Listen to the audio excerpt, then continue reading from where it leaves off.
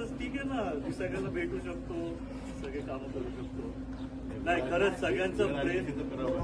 तुमची गेले ते पण गेले 11 मागे जाऊन केला दुसऱ्या डावरा त्या दादांची तुमची गेले कामदार तुम्ही गेला त्याच्यामुळे आम्ही या दिवशी आमचं असं दादांमुळे शिकलोय तर त्याच्यासाठी थोडं थोडं करतोय. नाही पण खरंच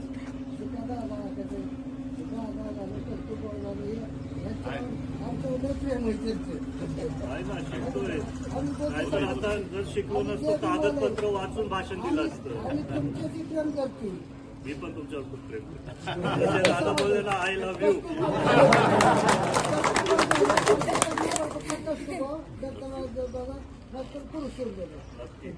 जितकं प्रेम आहे ना तेवढं चांगलं आम्हाला काही नको.